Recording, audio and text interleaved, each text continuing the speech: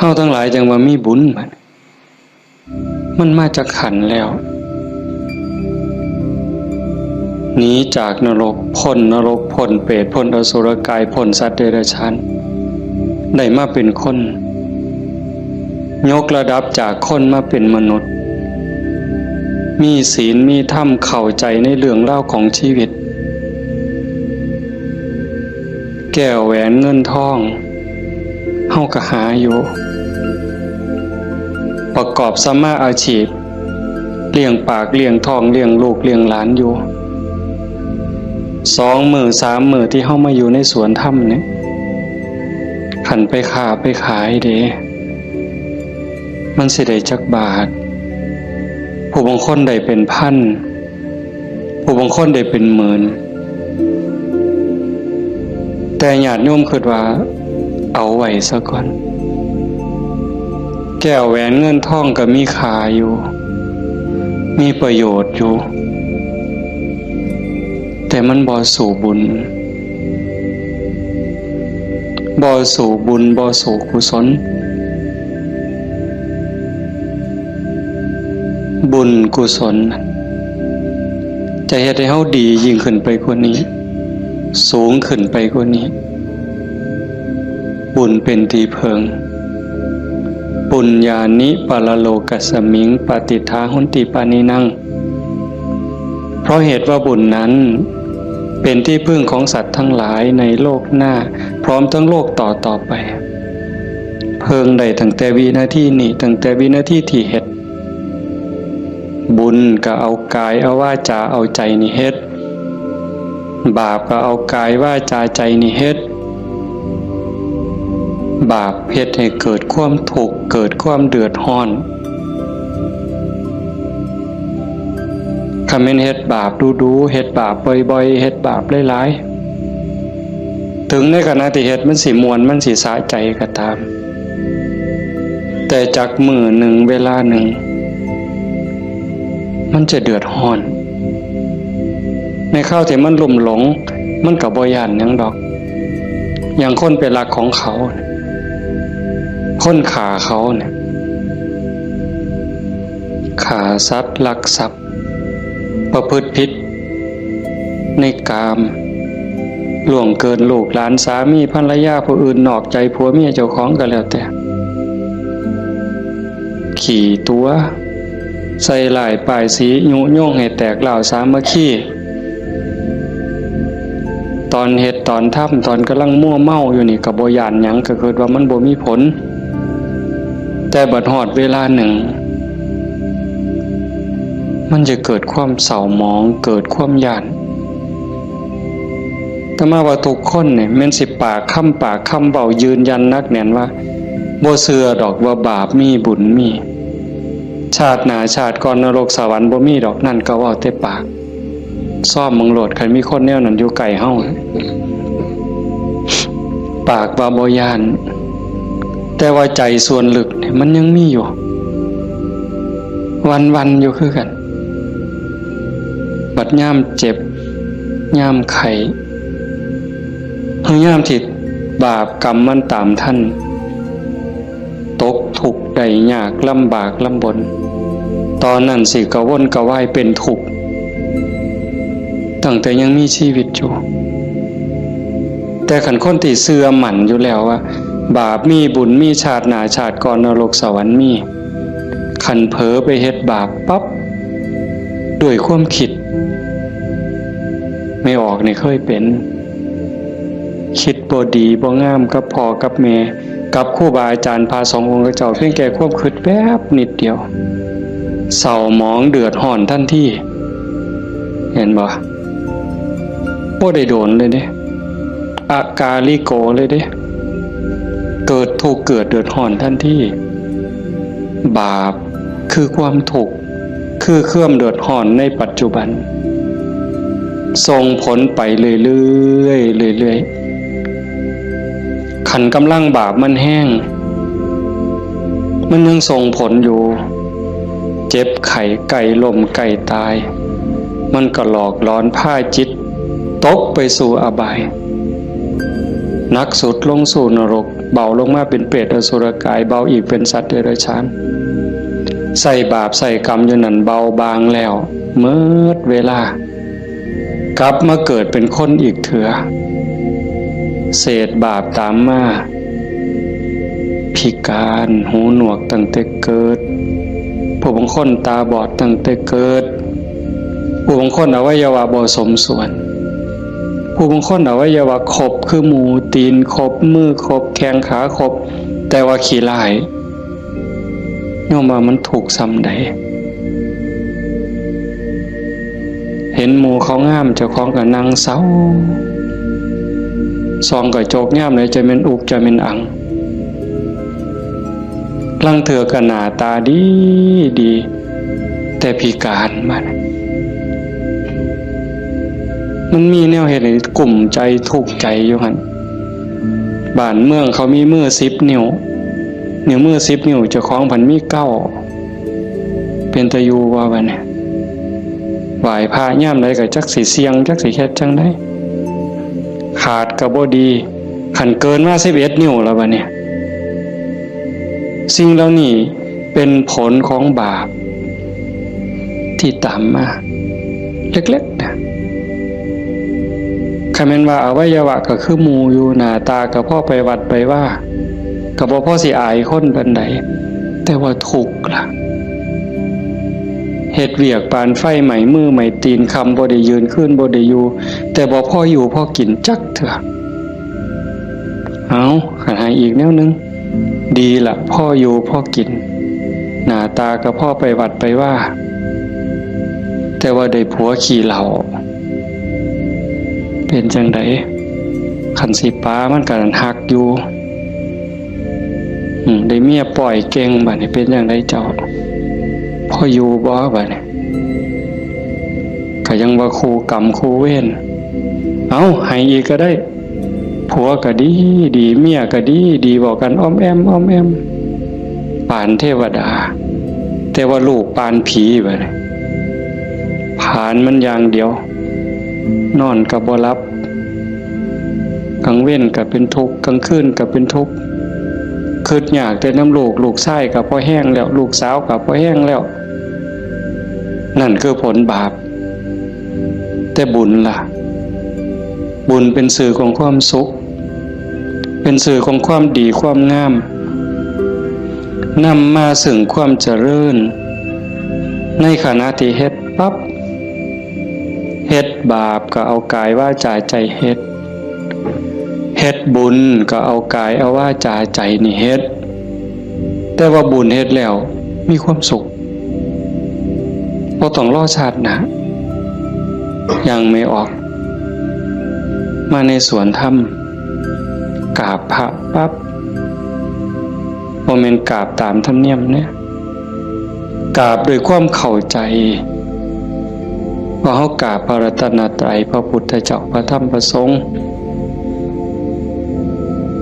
พระพุทธะนี่อยู่ในใจกราบลงไปโดยสำนึกขึ้นขององค์สมเด็จพระบรมศาสดามันเกิดความอิ่มใจเกิดปีติสิสังเกตไม่ออกสังเกตเจ้าของอยู่ว่าเวลาเฮานั่งสมาธิเนี่ยคือภาคค่ำเนี่ยแหละภาคแรงเนี่ย5 โมงแรง6 โมงแรงนั่งสมาธินิ่งๆหอดเวลาทำวัดบัดคู่เข่าขึ้นกราบงามๆนิ่มนวล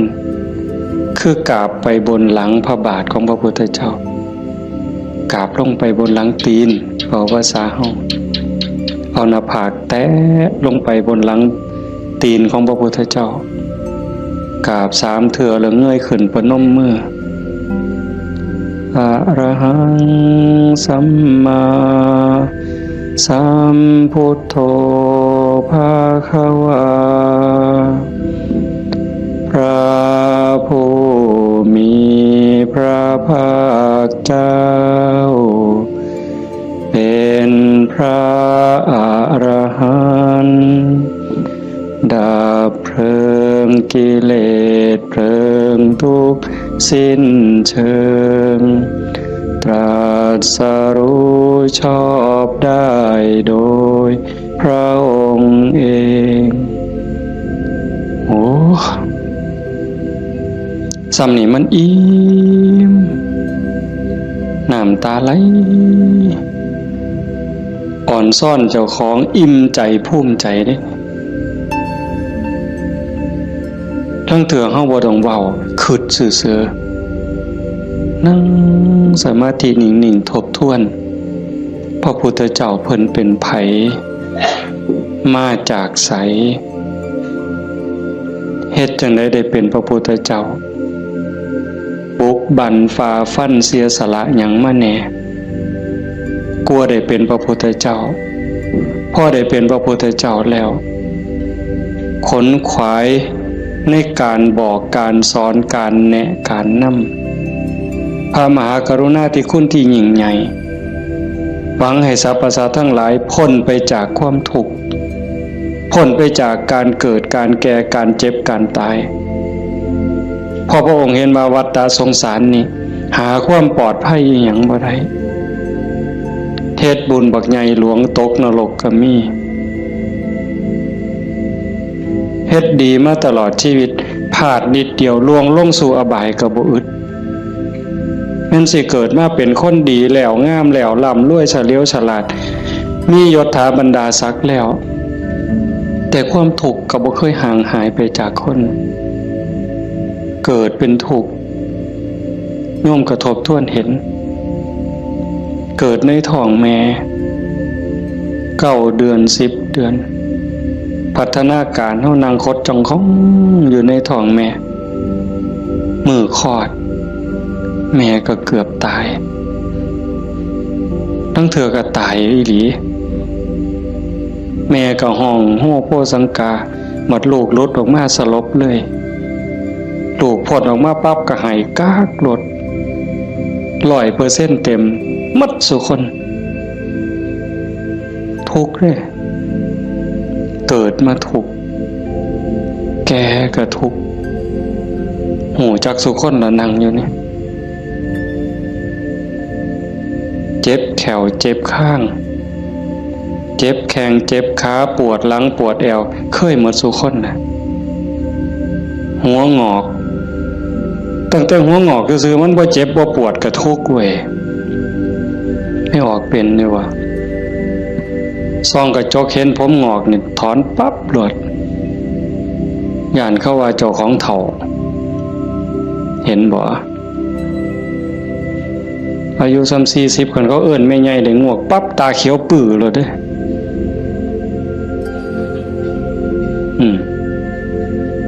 แต่คันอายุ60เขาเอิ้นน่าสาวอายุปานใดล่ะ60โอ้ว่าแต่แม่น45หนูกินฮอดข้าวเลยเป็นบ้าเด้นี่ดีใจอ่ะเห็นบ่เฒ่าก็เป็นทุกข์เจ็บก็เป็นทุกข์ตายล่ะคนตายตอนมันตายแล้วมันบ่ทุกข์ดอกร่างกายหั่นแต่ว่าความรู้สึกนึกคิดน่ะมันห่างย่านตอนบ่ทันตายเนี่ยมันย่านนะเป็นหยังจังย่านหันคำถามแนวนี้เป็นหยังจังย่านตายบ่มั่นใจในเจ้าของที่จริงกันเฮาเฮ็ดบุญเฮ็ดกุศลสร้างคุณงามความดีไว้เพียงพอมันสิย่านเฮ็ดหยังอาตมาคือกันอาตมาย่านตายไม่ออกยังย่านตายอาตมาย่านอาตมาตกนรกนี่หม่องมันแม่นอีหลีบัดนี้คันว่าตายปั๊บอาตมาจะไปเกิดเป็นเทวดามีสวรรค์วิมานกว้างใหญ่มีบริวารล้อมหน้าล้อมหลังมีทิพย์หมดทั้งสิไปเกิดเป็นพรหมจังสิไปย่านเฮ็ดหยังบัดนี้ก็สามารถสิหนีจากบ่วข้วยนอนจะขี่ตมจะขี่งัวขี่ข้วยไปขึ้นปราสาทมีเครื่องหย่อมเครื่องท่ามีความหอมเต็มสะดวกสบายเขาก็บ่ได้ย่านแต่นี่มันสิตกลงไปหลายกว่าเก่าเนี่ยมันก็เลยย่านแม่นคือบ่อาตมาบ่ฮู้ดอกโยมก็คิดเอาเองว่าโยมย่านคืออาตมาบ่ ตายมันทุกข์ตั้งเถื่อก่อนตายเนี่ยญาติโยมนี่คนประพฤติปฏิบัติธรรมไปร่วมงานศพดูๆไปเยี่ยมคนป่วยบ่อยๆนี่ได้น้อมธรรมเข้ามาใส่ตนซ้ำใดเห็นคนเจ็บคนป่วยทรมานโอ้ยปอดหอดข้าวเจ้าของสิเป็นจังไดเนาะคือดูพอพระพุทธเจ้าเพิ่นบอกว่าโอปนญิโกควรน้อมเข้ามาใส่ต้นเลือกได้อยู่บ่ล่ะโยมโอ้ยผู้ขาสิเลือกเอาตายด้วยโรคอันนี้ดอกสิเอาไหลตายดอกเอาง่ายที่สุดเลยนี่เอาวะกินข้าวอิ่มๆกับลูกกับผัวกับเมียแล้วนอนหลับแล้วตายไปเลยนี่ง่ายที่สุดเลยเอาวะยังบ่ทันหันเอาอยู่เด้นี่ขนาดพิธีที่ดีที่สุดสบายที่สุดเด้ขันไปเว้าถึงพวกเจาะข้อหายใจบ่ได้เจาะข้อเพราะท่านก็ป้อนอาหารทางสายยางเจาะส่วงเอาเงี้ยวออกบ่เนี่ยเลือดก็ใส่ทั้งแขนขางนึงน้ำเกลือก็ใส่แขนขางนึงออกซิเจนงุ่มดังอีกเจาะส่วงเอาน้ำออกบ่เนี่ยอุ้ยผู้ใดคิดว่าเจ้าของสิบ่ถึกแนวนั้นแน่อยู่นี่ยกมือขึ้นเบิ่งบ่มีหลักประกันหยังเลยพระพุทธเจ้าเป็นผู้มีพระมหากรุณาธิคุณคิดเห็นบุญคุณของพระองค์เที่ยวบอกเที่ยวสอนจากป่าสู่ป่าจากเขาสู่เขาจากกระท่อมของคนขอทานฮอดปราสาทราชวังของพระราชามหากษัตริย์คิดเห็นบุญคุณของพระองค์จังสีเฮาได้มาเฮ็ดนำทำตามมันเป็นบุญแน่ๆคิดพ่อคิดเห็นนั่งสมาธิพิจารณาไปเกิดอิ่มใจพ่อใจสุขใจเดียวนี้คิดเบิ่งเจ้าของมันถึงสิเกิดบ้านนอกขอกหน้าบ้านป่าคาดอนบ่ร่ำรวยเป็นแสนเป็นล้านคือเพิ่นแต่ว่าเฮามีวัดมีครูบาอาจารย์มีพี่มีน้องที่รักศีลรักธรรมเฮามีสัมมาทิฏฐิมีความเห็นถูกเห็นตรงตามคำสอนพระพุทธเจ้าอย่างน้อยๆนี่เชื่อว่าบาปมีบุญมีชาติหน้าชาติก่อนนรกสวรรค์มีเฮ็ดดีก็ย่อมได้รับผลดีเฮ็ดชั่วก็ย่อมได้รับผลชั่ว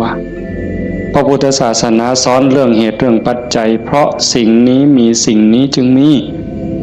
หวานพืชจังไดก็ได้ผลจังซั่นผ่อนซ่อนเจ้าของภูมิใจในเจ้าของแม่นสิเกิดบ้านนอกขอกหน้าทุกข์ยากปากหมองบ่ร่ำบ่รวยบ่สวยบ่งามแต่เฮามีโอกาสได้เข้าวัดได้มีโอกาสปฏิบัติธรรมเป็นผู้บ่ประมาทได้ยินเสียงปากเสียงเว้าของครูบาอาจารย์น้อมนำลงสู่การประพฤติปฏิบัติซ้ำนี่เฮากับพ่อแห้งอะนี่โยมเป็นบุญล่ะเด้นี่เกิดปีติเกิดความอิ่มใจแล้วก็ตั้งตนในความบ่ประมาทอีกอันนี้หมายถึงบุญเฮ็ดปั๊บก็เกิดความสุขใจอิ่มใจปั๊บขันเฮ็ดเรื่อยๆเฮ็ดบ่อยๆเฮ็ดดูๆจิตนึกตั้งแต่ถึงคุณงามความดีบัดเจ็บบัดป่วยบัดไข้บัดหนาวบัดสิลมสิตายนิมิตที่มันดีมันงามนำพาดวงจิตดับปุ๊บไปสู่สุคติขันมันเฮ็ดดูอันนี้หมายถึงดีเด้ให้ท่านรักษาศีลเจริญภาวนาเลี้ยงพ่อเลี้ยงแม่เขาวัดเขาว่าสร้างน้ำทำบุญมีจิตเอื้อเฟื้อเกื้อกูลนะขันมันเฮ็ดดูบ่อยๆจิตมันเที่ยวทางนี่ดูอั่นดอกมันก็ง่ายต่อการสิเกิดสิ่งเหล่านี้ในการจูงจิตไปสู่สุคติดับปุ๊บก็ไปสู่สวรรค์ไปสู่พรหมเอื่นว่าไปสู่สุคติใส่บุญใส่กุศลไปจนหมดแห้งของบุญของบาปของบุญของกุศลส่วนนั้น เมื่อเวลาขันบ่ท่านถึงความเป็นพระอริยเจ้ากลับมาเกิดเป็นคนอีกเถื่อมัน ผลบุญพามาเกิดเป็นคนเศษบุญตามมาปุ๊บรูปร่างหน้าตาผิวพรรณสวยสดงดงามมีความอ่อนน้อมอ่อนโยนมาแต่ต้นเกิดในตระกูลสูงเชื่อผู้ดีให้ทานมาหลายๆด้วยจิตศรัทธารวยตั้งแต่เกิดแต่มาว่ามาหลายปีแล้วว่าขันคนให้ทานด้วยความศรัทธาด้วยความเลื่อมใสเฮ็ดด้วยความจริงใจผลมันให้รวยบางเทื่อรวยตั้งแต่เกิดบ่ทันมื่นตาซ้ำปู่ย่าตายายเตรียมฝากธนาคารไว้ให้เปิดบัญชีไว้รับ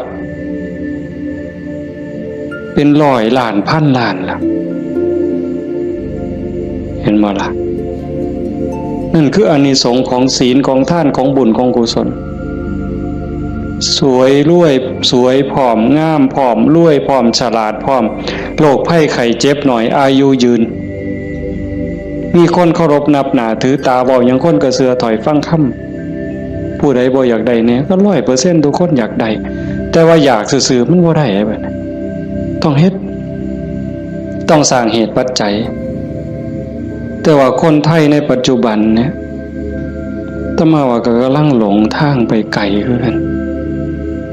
มองจังหนึ่งก็คือศาสนาพุทธเจริญเบิ่งอีกแนวหนึ่งก็คือเสื่อมเต็มทีในเวลาเนี่ย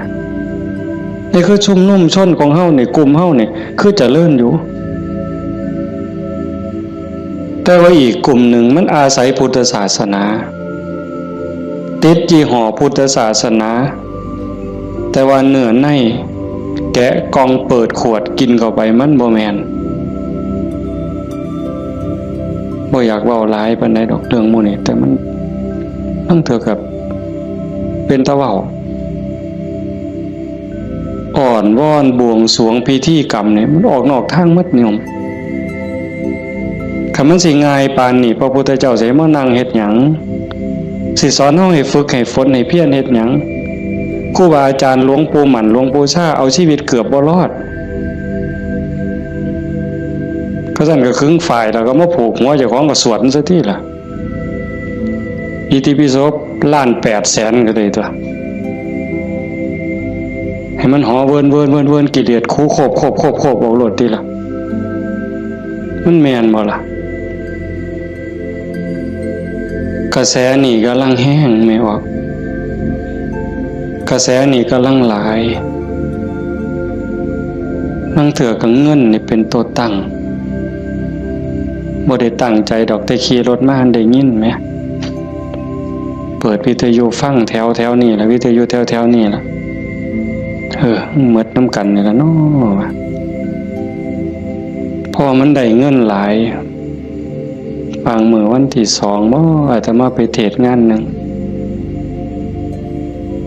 เทศจบคนกำลังลัง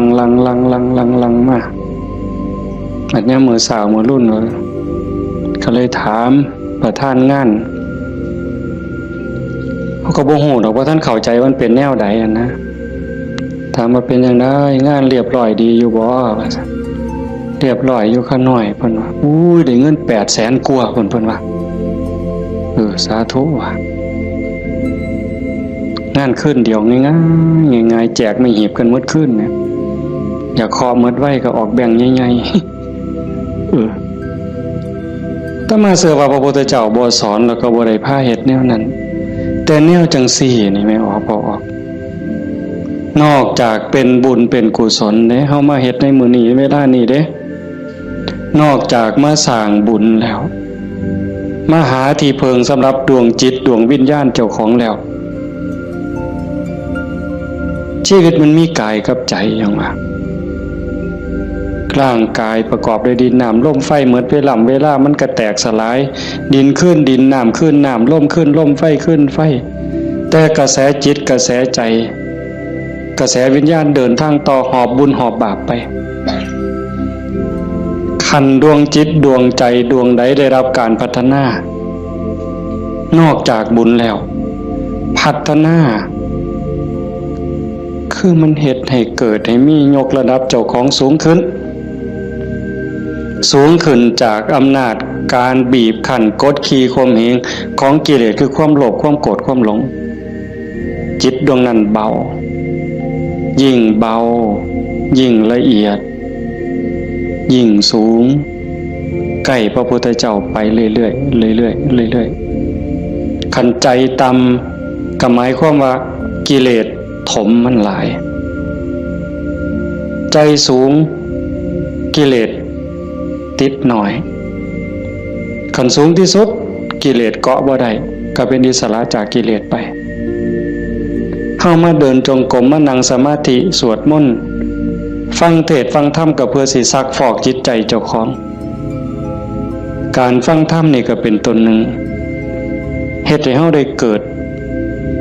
ปีติเกิดความสุขเกิดสมาธิตั้งแต่เกิดความเข้าใจได้ส่องได้ทางยกจิตเจ้าของให้มันสูงยิ่งขึ้นได้เฮาก็เฮ็ดหลายๆอย่างทั้งการฟังทั้งการประพฤติปฏิบัติทั้งการสวดมนต์เฮาถ้ามัดแปลมันยิ่งเห็นยิ่งเข้าใจอย่าเอาเพียงแค่มวลเอาเพียงแค่ความไพเราะอย่างเดียวเฮาสวดซาๆเฮามีโอกาสพินิจพิจารณาถึงความหมายที่เฮากล่าวออกไปแต่ละคำน้อมนึกเห็นพระพุทธเจ้านึกถึงครูบาอาจารย์พระอริยสงฆ์คือจังเพิ่นบอกเพิ่นสอนอ่านไปนำสวดไปนำพิจารณาหาเหตุหาผลหาความหมายนำมันจะได้เข้าใจยิ่งขึ้นคันเฮาคิดจังสี่คือโยมพอออกผู้เป็นเจ้าภาพเนี่ยเป็นตะเงิดคนนี่หลีเด้อาตมาเห็นอาจจะเห็นมาหลายแต่จื้อได้นี่เป็นรายที่สองผู้หนึ่งโยมเพื่อสังขะจังหวัดสุรินทร์เฮ็ดแรกๆเนี่ยเฮ็ดเป็นรีสอร์ทเฮ็ดสวนนี่เป็นรีสอร์ทมีบ้านพักเอาไปเอามาไปปฏิบัติธรรมดูเขาก็คือสิบ่ต่างกับเจ้าภาพเฮาใจตกลงไปในกระแสธรรมหักศีลหักธรรมมั่นใจแล้วว่าอันใดสิเป็นที่เพิงของชีวิตอันใดสิเป็นสมบัติควรสิถือออกจากโลกนี้ก็ค่อยๆเปลี่ยนบัดจากรีสอร์ทจากบ้านพักนัดพี่นัดน้องไปร่วมปฏิบัติจากกลุ่มก่อนเล็กๆจัดประกาศงานบักใหญ่มีงานปฏิบัติธรรมมาหลายปีตั้งสถานีวิทยุคือกันเลย2 ปีที่ผ่านมาหลังเนี่ยจัดงานปริวาสโยมได้ไหนไม่ออกได้ไหนเอาสวนเจ้าของจัดเป็นงานปฏิบัติธรรมเอานิมนต์พระมาเขาอยู่ปริวาสกรรมญาติโยมไม่ออกชาวบ้านกับมาร่วมปฏิบัตินำกับพ่อๆกันนี่แหละครับเฮาแต่เพิ่นก็มีพระเสริมเข้ามานี่คือมั่นใจแล้วว่าสิ่งที่สิถือออกจากโลกนี้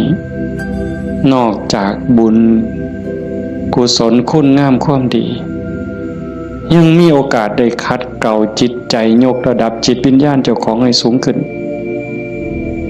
ให้มันสูงขึ้นจากอำนาจของความโลภ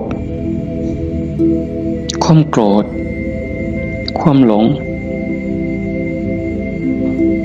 ความอิจฉาริษยาอาฆาตพยาบาทจองเวรหน่อยเนื้อต่ำใจบุญยังบ่ทันปลอดภัยปานใดเลยดีอยู่แต่บ่ทันปลอดภัยเพราะว่าคำสอนของศาสนาญาติโยมก็ได้ยินอยู่แล้วหลายๆมื้อเฮาก็ทำวัดอยู่ประจำละชั่วประพฤติดีเห็นบ่ละชั่วประพฤติดีทำจิตให้บริสุทธิ์ตัวจิตบริสุทธิ์นี่จึงเป็นพุทธศาสนาละชั่วมาเฮ็ดดีนี่มันยังบ่ทันฮอดพุทธศาสนาแต่มันเป็นหลักสากลของโลกของจักรวาลผู้ใดเขาก็สอนกันแบบนี้ญาติโยมก็ลองพิจารณาว่าชีวิตเฮาที่เหลืออยู่เนี่ยเฮาสิเฮ็ดจังได๋จังสิใกล้พระพุทธเจ้าใกล้หลักธรรมเข้าไปที่สุดจากชั่วมาถึงดี จากดีไปถึงว่างจากชั่วมาถึงดีจากดีไปถึงว่างตัวทางสายกลางเนี่ยเฮาเดินจงกรมเฮานั่งสมาธิแน่ๆแล้วเฮานั่งเอาบุญแต่ว่าเหนือกว่านั้นเด้การพัฒนาการยกระดับจิตโยมก็ต้องเบิ่งนำเพราะว่าธรรมะคำสั่งสอนของพระพุทธเจ้ามันปฏิบัติได้บ่จำกัดการสวากขาโตภควตาธัมโมพระธรรมเป็นสิ่งที่พระผู้มีพระภาคเจ้าตรัสไว้ดีแล้วเฮาสวดมนต์ว่าจังซี่ดีนี่หมายความว่าจังได๋ดีก็หมายความว่าบ่ชั่วตอบแบบพี่บ่าเว้าเด้ดีคือบ่ชั่วแต่ในความหมายนั้นดีแล้วหมายความว่าบ่ขาดพระพุทธเจ้าสอนไว้ตรัสไว้บ่ขาดแล้วก็บ่เกินพอดีสำหรับการดับทุกข์สำหรับการสร้างบุญสร้างกุศลสร้างประโยชน์กับส่วนรวมแล้วพอดีสำหรับการดับทุกข์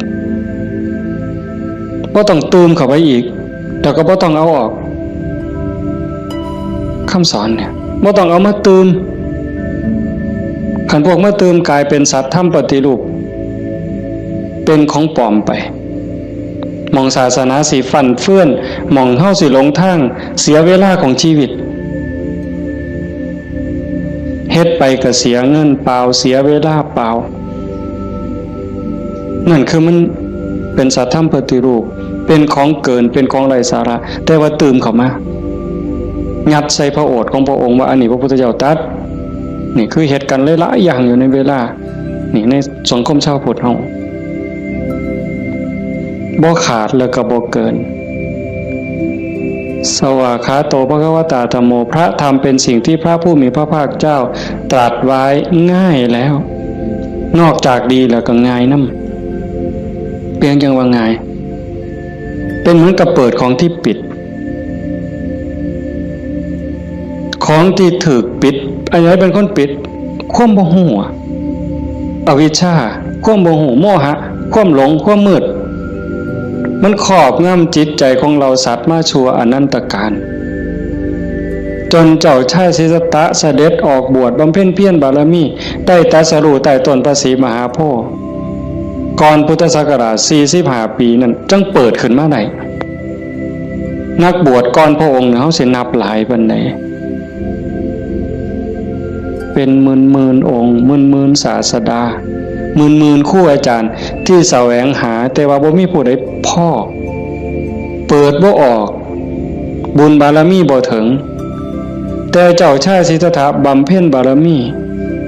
20อสงไขยกำไรแสนมหากัปบารมีเต็มเปี่ยมจังสามารถเปิดของที่ปิดหงายของที่คว่ำจุดแสงสว่างในที่มืดบอกทางแก่คนหลงทางนี่คือคำสอนของพระพุทธเจ้าเด้เปิดของที่ปิดหงายของที่คว่ำบอกทางแก่คนหลงทางจุดแสงสว่างในที่มืดก็จังว่าตรัสไว้ง่ายแล้วทำอันมีส่วนขี้ริ้วพระองค์เฉือนออกหมดสิ้นแล้วตัวใดมันเฟือมันฝุ่มเฟื่อยเป็นเรื่องไร้สาระเฮ็ดให้เสียเวลาพระองค์ปาดออกเฉือนออกหมด คือกันครับใบใหม่เมดป่าแต่พระองค์นำมาสอนซ้ำกับกำใหม่ในมือใบใหม่ในกำมือเนี่ยม่วนหลายมันบ่เป็นประโยชน์บ่เป็นไปเพื่อการดับทุกข์มันอาจเสียหลายคือกับใบใหม่ในป่าสูตรนั่นสูตรนี่สูตรยารักษาโรคสูตรสะเดาะเคราะห์ต่อชะตายังก็สิบอกกันทุกซุมื้อเสริมดวงเสริมมงคลหยังก็แล้วแต่วิชาที่มันบ่เป็นไปตรงไปเพื่อความดับทุกข์พระองค์บ่เอามาสอนเฉือนออกบ่เอามาเว้าถือเป็นเรื่องไร้สาระเป็นหยังจังเอาแต่สิ่งที่มันเป็นประโยชน์ล้วนๆเอาแต่แก่นเพราะว่าวันเวลาของชีวิตเฮาบ่พอโยมชีวิตหนึ่งๆเฮาบ่พอสำหรับการจะปลดเปลื้องกิเลสออกจากใจเป็นเรื่องรีบด่วนวันเวลาของชีวิตเฮามันบ่ถึง100 ปีจะคนเนี่ยเห็นบ่เบิ่งดีๆเด้เฮ เฮาเกิดมาอยู่ในโลกนี่มันบ่เกิน100 ปีหลายคนอยู่นี่60แล้ว70แล้วอายุจน70หัวงอกแขวหักแล้วเนี่ยกิเลสลดลงหรือยังถามเจ้าของบ้างยังเครียดให้ลูกเขยบ่เครียดให้ลูกไผ่บ่ไปตักอาหารยามมื้อเช้านี่มันอยากได้หลายเกินจำเป็นบ่นั่งเถื่อตักไปก็อันนี้ก็สิเป็นตาแซ่บอันนี้ก็สิเป็นตาแซ่บตักไปตักมาแงกเบิ่งถาดโอ้มันสิกินหมดบ่พ่อละเพิ่นว่าย่างชีวิตโตเฮ็ดบักสมยังถอยกลับหลังมาอีกอยู่2 ก้าวกำปึ๊บอีกอยู่นี่คือเขาพัฒนาบ่ทันไปเนี่ยตอนนี้อายุ70นี่เอาบักสมมาหน่วยนึงยังบ่พอยังเอาหน่วย2ไว้เสียงไว้ให้หลานอยู่มื้ออื่นมื้อเนี่ย เจ้าว่ามันของเล่นซั่นบ่กิเลสเนี่ยสิเอาชนะมันแนวใดหลายภพหลายชาติหลายแสนชาติล้านชาติมาแล้วที่เฮาแพ้มาตลอดแต่ว่าก็ใครแน่ชาตินี้ได้มาเป็นคนสู่ตอนในสนามนี่เวทีนี่ก็เป็นนักมวยนี่คือเวทีแก้มือแม่ว่านัดล้างตาก็เป็นการแก้มือกันเป็นกีฬาหยังก็ตามนี่เป็นไฟหนึ่งเป็นเกมหนึ่งที่เฮาสิเอาชนะมันแต่ตอนนี้จากยกแรกมาจนฮอดยก5นี่เฮาถึกมาสะบักสะบอมในนับ8ก็หลายรอบแล้วอีกบ่ถึงนาทีแล้วเด้มันสิหมดยก5นี่สิหวังน็อกอยู่ว่าเจ้าเมื่อสิถึกศอกกลับเขามิดอ้อยซอยอีกยกนึงบ่จักนี่ต้องมึงเห็นเด้จังว่าพระพุทธเจ้าเพิ่นเฉือนออกหมดสิ้นแล้วเอาแต่เรื่องทุกข์เรื่องดับทุกข์จะจ้อเข้ามาคันเอาเพราะท่านเข้าใจซ้ำนั้นอ่านความรู้สึกเจ้าของมันเฮามาเดินจงกรมนั่งสมาธิซ้ายย่างเนาะขวาย่างเนาะสิย่างพุทโธก็แล้วแต่ย่างเฮ็ดหยังอาตมาอาจสิเว้าบ่ถูกเด้ญาติโยมอาจจะเข้าใจกว่าอาตมาก็เว้าไปตามบ่าซั่นเนาะย่างเพื่อฝึกสติเพื่อเพิ่มความถี่ของสติสัมปชัญญะสติคือความระลึกได้สัมปชัญญะคือความรู้ตัวฝึกบ่อยเฮาเผลอนี่เอาวะนี่เรื่องบุญน่ะมันของตายอยู่แล้วไม่ออกบ่ออกเรื่องบุญน่ะของตายเพียงแค่เฮาตั้งอกตั้งใจมีศรัทธามาเฮ็ดให้บุญของตายมันได้อยู่แล้วจากชั่วมาถึงดีจากดีมาถึงว่างจากบาปมาถึงบุญจากบุญไปถึงว่างเนี่ยบุญน่ะของตายเฮาเพียงแค่มีศรัทธามานี่มันมหาศาลน่ะบุญเป็นต้นหนุนแต่เฮาสิเอาดีกว่านั้นบ่คันเจ้าดีกว่านั้นทุกอย่างก้าวที่เฮาย่างซ้ายหูว่าซ้ายขวาหูว่าขวาคันสิเอาขวาพูดซ้ายโทก็ให้ฮู้อย่าให้จิตออกนอกปกติคนเฮานี่จิตมันสิส่งออกนอกย้อนไปอดีตบ้างเมื่อวานเมื่อก่อนปีกาย10 ปีก่อนยังเอามาคิดดีบ่ดีก็ให้คือเห็นแนวเป็นตะทุกข์หลายเศร้าหลายนอนให้คือเห็นตั้งแต่10 ปีก่อนพุ่นอันนี้ก็บ่แม่นคิดไปคิดมาเห็นตั้งแต่อดีตได้ตามใจเฮ็ดอันนั้นก็แม่นหมดแน่นหมดถูกใจเจ้าของหมดนอนหัวยุ่มอยู่อันนี้ก็บ้าบ่แม่นคันบ่อยู่กับอดีตบ่นี่พูดอนาคตมื้ออื่นมื้อนี้ผู้เขาหดบ่นอพุ่นย่านผู้เหี่ยวอ่ะมึงติล่ะอีหลาหลานน้อยมันสิคิดฮอดแม่ใหญ่มันบ่นอ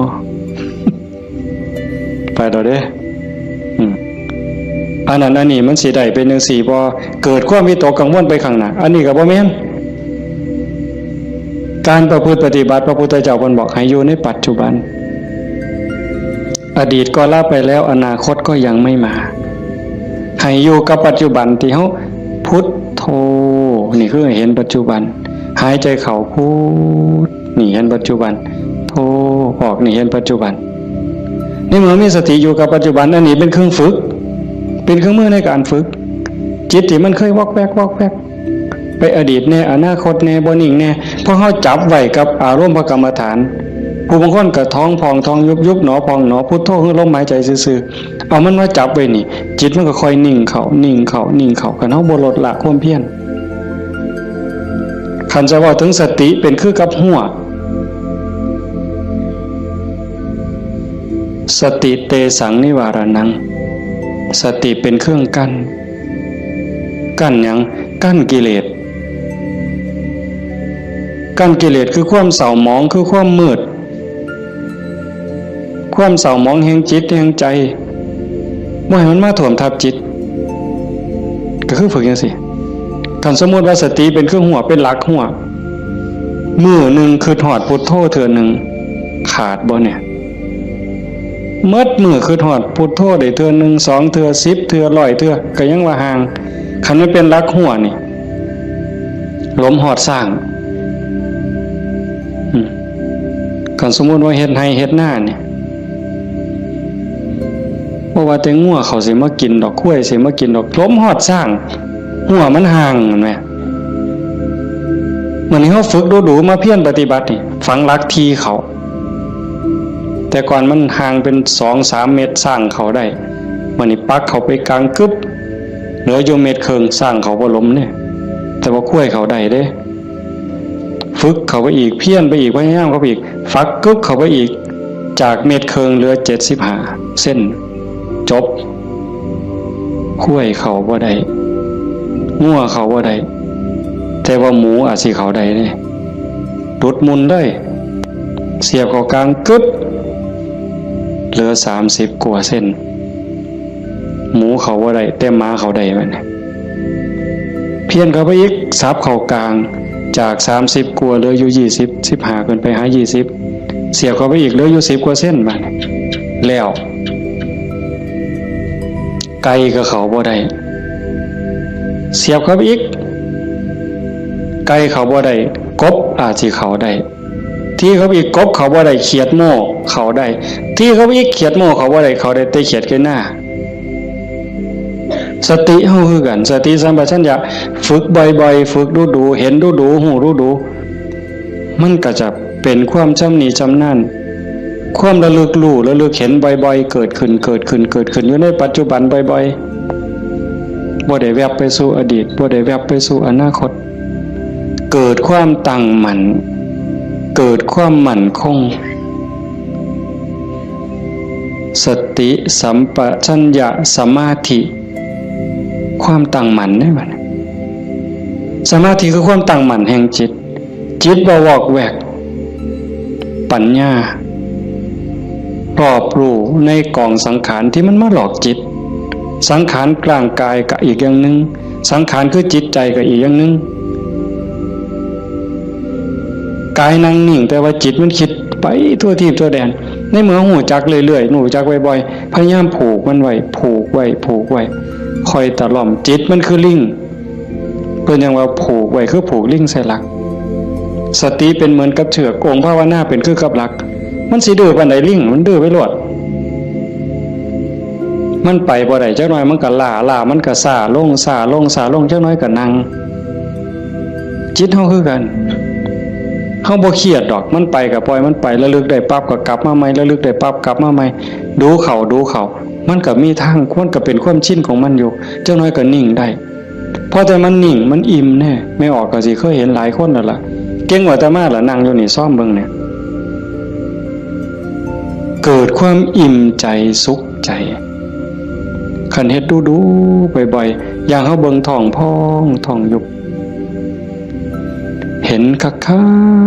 ๆขณะที่ท้องพองขึ้นปุ๊บทอเส้นผมปุ๊บขึ้นมาก็เห็นยุบลงปุ๊บทอเส้นผมนี่ก็เห็นหายใจเข้าหายใจออกคือกันในนี่มันก็มีการเกิดดับเห็นอยู่ในเมื่อที่ทั้งสัตว์ปั๊บเกิดปีติเกิดความสุขเกิดอิ่มใจอันนี้เล็กๆดอก ของเล่นน้อยๆขนาดบางเถื่อเฮาเฮ็ดดูๆบ่อยๆจนได้หูจักมันแน่แล้วบัดเกิดมื้อนึงเวลานึงเฮามีเรื่องต้องคิดต้องอ่านมันหนหูหนหวยกัดกลุ่มกระวนกระวายคิดพอปั๊บคิดฮอดกรรมฐานหายใจเข้าดึงลมหายใจเข้าหายใจยาวๆบึ๊บหายใจออกบึ๊บ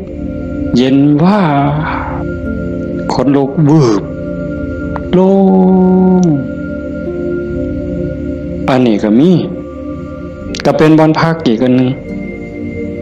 คันเฮ็ดจังสี่ดูๆบ่อยๆบ่อยๆเฮาสิเล่นจังได๋กับมันก็ได้ไม่ออกแล้วเคยเบิ่งความคิดเจ้าของบ่นั่งเบิ่งซื่อๆเนี่ยหลังจากเบิ่งลมหายใจเข้าหายใจออกพอสมควรบัดเวลานึงเฮาอยากเล่นกับความคิดตั้งสตินั่งจังซี่ปั๊บก็หลับตาเบิ่งรูปเจ้าของนั่งหลังจากนั้นก็ย้อนเข้ามาทางในเบิ่งจิตที่มันนิ่งก็ธรรมชาติจิตมันนิ่งมันว่างมันสว่างเป็นประภัสสรแต่กิเลส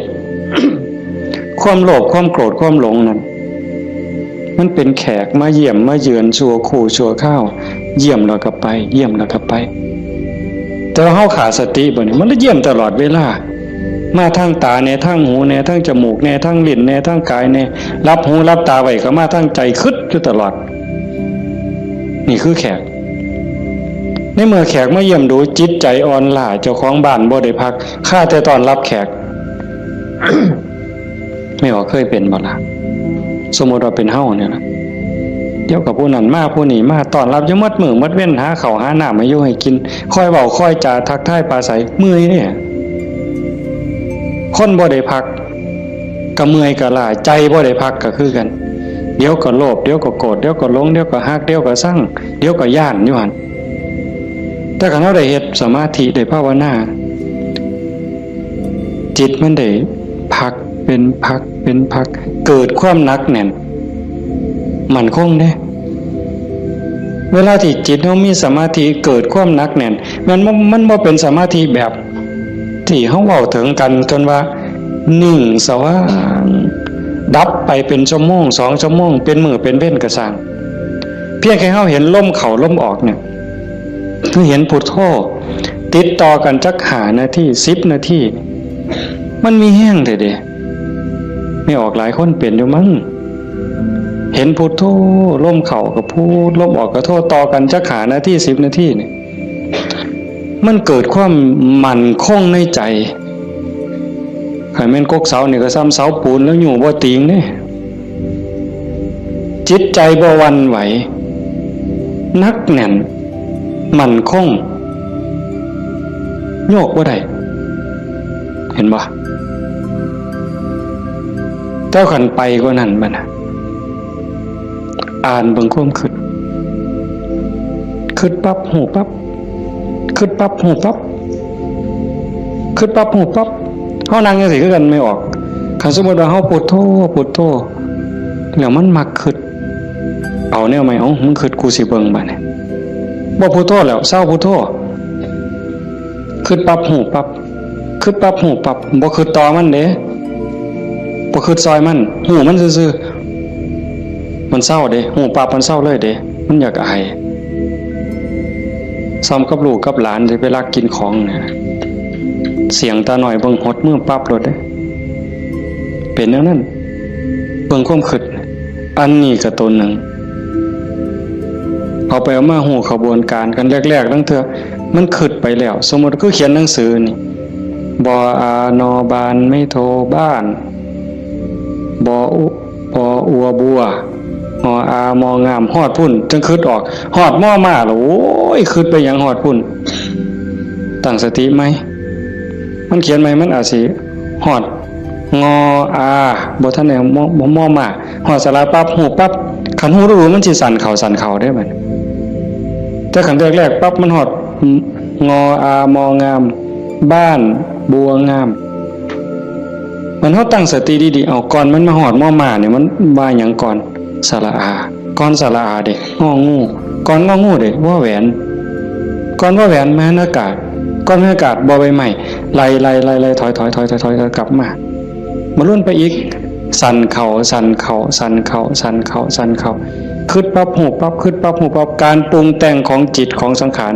มันไปบ่ได้ไกลเพราะหูมันอยู่จอบมันอยู่จากไปหอดบ้านบัวงามมันต้องบัดสุดท้ายมันหอดเพียงแค่บออาเพราะท่านไม่โทษสั่นเข้ามาหอดบอใบใหม่มัดโตเบิ่งดูบอใบใหม่เพียงแค่ขอดหัวหูจักหยุดปุ๊บเป็นได้แนวนี้ก็เป็นนะตรงมันว่างตรงมันนิ่งตรงนี้กิเลสบ่มากนั่นคือจิตเดิมๆสะอาดบริสุทธิ์บ่พาเจ้าของถูกเข้าใจได้เลยว่าคำสอนของพระพุทธศาสนาสูงสุดเพื่อบ่ทุกข์คำสอนของพระพุทธเจ้าทั้งหมดเป็นไปเพื่อดับทุกข์เป็นไปเพื่อพ้นทุกข์จังว่าความว่างจากความยึดมั่นในความเป็นตัวเป็นตนในสิ่งที่ใดที่มีที่เป็นเฮาประพฤติปฏิบัติจังสี่คือกันเดินจงกรมนั่งสมาธิเพื่อเจริญสติสัมปชัญญะปัญญาสมาธิให้มันหูเท่าทันในเมื่อกิเลสเกิดมากระทบกิเลสคือความทุกข์คือความเดือดร้อนความเศร้าหมองต่างๆมันจะเกิดขึ้นกับจิตกับใจมันมาทางไหนมันมาทางตามันเข้าทางตาเข้าทางหูทางจมูกทางลิ้นทางกายทางใจเพิ่นเอ่ยว่าอายตนะอายตนะเป็นเครื่องเชื่อมต่อภายในก็มี6ภายนอกก็มี6ตามันเป็นคู่กับรูปหูเป็นคู่กับเสียงจมูกเป็นคู่กับกลิ่นลิ้นเป็นคู่กับรสกายเป็นคู่กับสัมผัสใจเป็นคู่กับอารมณ์มันใส่ตาใดเข้าทั้งตาใดมันเข้าทั้งตาใส่หูใดมันเข้าทั้งหูใส่ดังใดมันเข้าทั้งดังใส่ลิ้นใดเข้าทั้งลิ้นรับหูรับตาไว้มันเข้าทั้งใจไปเฮาฝึกสติสัมปชัญญะเพื่อให้อยู่กับปัจจุบันให้มันเท่ามันทันให้มันเร็วเวลาเกิดการกระทบตาเห็นรูปปั๊บตาบอดมันต้องเห็นตาบอดมันต้องเห็นเป็นเรื่องธรรมดาเห็นปั๊บเฮ็ดจังได๋บัดนี้เฮ็ดจังได๋ในเมื่อตาเห็นรูปปั๊บเฮาสิรักษาใจบ่ให้มันหักบ่ให้มันสั่งบ่ให้มันดีใจบ่ให้มันเสียใจนี่คือตัวปฏิบัตินี่คือทางสายกลางเห็นปั๊บให้ใจเป็นปกติคือบ่ทันเห็นคือกับเฮานั่งเบิ่งพุทโธพุทโธตาเห็นปุ๊บหูปั๊บแต่ว่าให้นิ่งอยู่คือเก่าอย่าให้เกิดดีใจเสียใจอย่าให้เกิดหักเกิดสั่งขันมันจำเป็นสิต้องจัดการกับสิ่งที่เฮาเห็นก็เฮ็ดด้วยจิตเป็นปกติสมมุติว่าขึ้นไปตรงเฮือนมีขี่ไก่ไปด่าไก่ก็บ่แม่นอีกปล่อยให้ไก่ก็บ่แม่นอีกละคิดเป็นตาสร้างไก่ก็บ่แม่นอีกละบ่ถึกหมดเฮ็ดให้จิตเป็นปกติยากอยู่ได้บ่ง่ายจักเม็ดไม่ออกย้อนเฮาเฮ็ดบ่ได้นี่เฮาจังเกิดจังตายเที่ยวตกนรกเป็นเปรตอสุรกายเที่ยวขึ้นสวรรค์เที่ยวลงนรกอยู่นี่ย้อนเฮ็ดจิตเป็นกลางบ่ได้เห็นขี่ไก่ก็สิไปสั่งไปด่าไก่แต่คันเห็นเงินแบ่งพันถิ่มอยู่เป็นจังได๋บัดมันสิว่าดีใจที่ละว่าติอันนี้ก็บ่ถึกดีใจพอใจก็บ่แม่นให้จิตเป็นปกติคันสิจับสิหยิบมันมีเจ้าของบ่ก็หยิบไปหาเจ้าของเอาเก็บไว้ซะก่อนก็จังค่อยประกาศหาเจ้าของก็บ่คิดว่าสิเอาจังสี่คือกันคันบ่มาทางตาล่ะมันมาทางหูบัดนี้สมมุติว่าเขาด่าปุ๊บได้ยินเสียงด่ามาเฮ็ดจังได๋สิเฮ็ดใจเป็นปกติบ่เสียใจบ่น้อยใจขันพวกเพิ่นปฏิบัติเนาะเพิ่นจังว่าได้ยินเนาะเอาสติไว้ที่หูเกิดขึ้นที่หูกระดับลงที่หูได้ยินเนาะบ่ให้ราคาเพิ่นเถาะบ่ให้ราคาเลยบ่ดีใจนำบ่เสียใจนำเสียงกระซักว่าเสียงบ่แม่นสัตว์บุคคลตัวตนเล่าเขาเว้าง่ายแต่ว่าเฮ็ดยากที่สุดก็ย้อนว่าฝึกบ่ทันพ่อคันผู้ฝึกได้แล้วก็เย็นคือเก่าเด้ คือหลวงปู่ชาเพิ่นว่าผู้ที่ฝึกบ่ทันใดคือบ่ทันเข้าใจคนด่าย่างไปสาวก็ด่าไปย่ำแรงก็ด่าเห็นย่ำใดด่าย่ำนั้นก็ไปเครียดให้มันเป็นยังด่ากูเพิ่นว่าหมัดมือนึงเขาว่าอย่าไปหัวซ่ามาเด้อผู้บรรดาคนเนี่ยมันเป็นบ้าตัวเศร้าเครียดเศร้าสั่งนั่นคือจิตเป็นกลางแล้วกลับคืนสู่ฐานเดิมของมันคันเขาให้เขาด่าเขาจมให้เฮาบ่ฮู้ท่านว่างจิตบ่เป็นก็ไปเครียดไปขมหาทางตอบแทนสิเอาขึ้นจองกรรมจองเวรไว้แต่ขันทาย่องแล้วบัดเนี่ยเป็นยังไงบัดแต่คำย่องคำย่อมากเฮาก็ดีใจก็บวกฟู่ขึ้นบ่ถือคือเก่าเสียใจก็บ่ถือดีใจก็บ่ถือแต่ให้จิตเป็นกลางๆนี่คือขอปฏิบัติธรรมชาติจิตเป็นจังซั่นมันบ่เคยฮักไผมันบ่เคยสร้างไผจิตนี่ฮักก็บ่เป็นสร้างก็บ่เป็นดีใจก็บ่เป็นเสียใจก็บ่เป็นโลภโกรธหลงกับว่าเป็นย่านหยังกับว่าแมนมันเป็นปกติของมันอยู่กลางๆจังซั่นแต่ว่ารักโกรธเกลียดกลัวอิจฉาริษยาน้อยเนื้อตามใจย้อนกิเลสมาย่อมแขกมาเยี่ยมเนี่ยมันพาเจ้าของบ้านป้วงเดี๋ยวนี้กระซำกับเฮาอยู่เฮือนธรรมดานี่แล้วเคยเห็นอยู่ตัวบางปีใหม่นี่ลูกหลานเฮาอยู่เฮือนธรรมดากับพ่ออยู่บดหมู่มาส่วนกินเหล้ามันก็เมาอยู่เฮือนเฮาหมดแล้วเป็นจังได๋ซั่นพาเจ้าของบ้านป่วงเลยให้เฮารักษาใจเจ้าของให้เป็นปกติเฮาบ่ประพฤติปฏิบัติเพื่อสิ่งนี้เด้โยมตาเห็นก็ให้รักษาใจไว้ปกติหูได้ยินก็รักษาใจไว้ให้เป็นปกติจมูกได้กลิ่นหอมเหม็นก็ปกติลิ้นได้รสก็ปกติแซ่บบ่แซ่บนัวบ่นัวก็ปกติขันมันสิเติมก็เติมไปที่ละน้ำปลานั่นสิเติมเกลือก็เติมไปที่แต่อย่าไปขึ้นสร้างไม่คั่วอย่าไปจมให้เขาหนาวห่อนมันหนาวมากก็เป็นว่าสิทนกรรมฐานนี่บอกว่าให้ปล่อยว่างมันหนาวก็สิเสืออยู่ซื่อๆบ่ห่มมันดอกผ้านี่มันก็แล้วแต่ว่าธรรมชาติมันก็ให้ห่มแต่ว่าก็อย่าทุกข์อย่าเดือดร้อนรักษาใจเป็นปกติคันบ่จังซั่นนี่คนมันติดซั่วก็ติดได้ไม่ออกดีก็ติดซั่วก็ติดแม่นบ่หมู่เจ้าว่าเมื่อไปสิเถียงสมมุติว่าตาเนี่ยมันก็บ่แม่นว่ามันสิมักแต่ของถูกใจมันเด้มันได้สิถูกตาแล้วมักเบิ่งได้สมมุติว่าเห็นผู้สาวเห็นผู้บ่าวเห็นคนงามที่เฮาพอใจบ่แม่นเฮาสิเบิ่งแต่คนที่เฮาพอใจเด้เข้าเดียวก็เลี้ยวเบิ่งก็ดีใจโอ้ยงามเนาะโอ้ยพอใจเนาะบ่แม่นแต่จังซั่นอันคนผู้เฮาสร้างนี่ไม่ออกเคยเป็นบ่โอ้ยจังมันกูสร้างปานตาสิแตกเพิ่นว่าสร้างปานตาสิแตกแต่ว่าแม่นเบิ่งบ่เศร้าเนี่ยเอาเคยเป็นบ่หมู่เจ้าบ้าคือดีซั่นคันมันเป็นตาสร้างกูบ่อยากเห็นก็อย่าไปเบิ่งอีกติล่ะเพียงจังเบิ่งบ่เศร้าซั่นเห็นบ่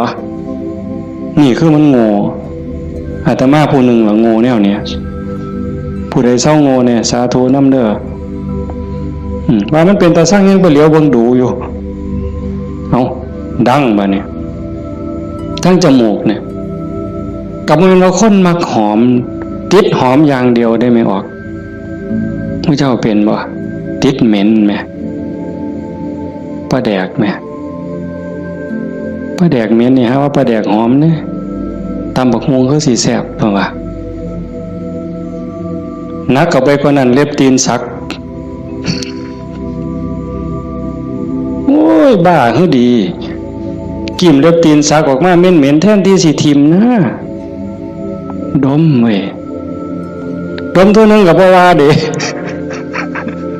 ดมเท่าสองอ่ะหมดแล้วแงกหน้าแงกหลังมีผู้เห็นกูบ่นอเพิ่นว่าลี่ดมนั่นน่ะเมืองอุบลเป็นเลยวะน่าจะเป็นแต่ศรีสะเกษเอาไว้โอ้ยแทนที่สิเอาถิ่มเนาะแต่มาว่าแงกหน้าแงกหลังเทื่อที่3ที่4บ่มีคนเห็นดมอีกสักเทื่อก่อนจังถิ่มนั่นใส่ว่ามาของหอม วางจิตเป็นกลางบ่ได้นี่สติปัญญามันบ่พอเห็นบ่อย่าว่าแต่แสบบ่แสบเลยนัวบ่นัวเลยสัมผัสคือกันเย็นห่อนอ่อนแข็งใจคือกันเนี่ยมันบ่ดีคิดแล้วเฮ็ดเจ้าของเป็นทุกข์คือพ่อเฮ็ดเจ้าของห้องไห้น้ำตาลังน้ำตาไหลก็ยังมีโอกาสนอนมือกายหน้าผากคิดฮอดแล้วก็น้ำตาไหลสะอื้นอยู่ผู้เดียวบ้าคักๆในเด็กคนเนี่ยก็เนี่ยมันถูกใจเจ้าของก็นอนคิดเห็นแล้วก็หัวยุ่มอยู่ผู้เดียวพลิกไปพลิกมาจนเก็บไปฝันแล้วเว้ยนี่คือจิตมันฝึกบ่ทันใดไม่ออกย่อมพอออกเพิ่นพาเฮาเฮ็ดงานปฏิบัติธรรมเสียเวลาย่อมสละสถานที่เงินทองพร้อมเพื่อเอาบุญให้เจ้าของส่วนหนึ่งแล้วก็เพื่อยกระดับจิตใจเจ้าของส่วนหนึ่งแล้วก็เห็นว่าทุกคนคือพี่คือน้องเพื่อนร่วมทุกข์เกิดแก่เจ็บตายทุกคนเคยเป็นพี่เป็นน้องเป็นญาติสายโลหิตเป็นสามีภรรยากันมานับภพนับชาติบ่ถ้วนชาตินี้ชีวิตนี้โดยเข้าใจในหลักธรรมคำสอนของพระพุทธองค์กหวังให้เกิดประโยชน์สูงสุดส่วนหนึ่งเราก็ฉลาดปักคัก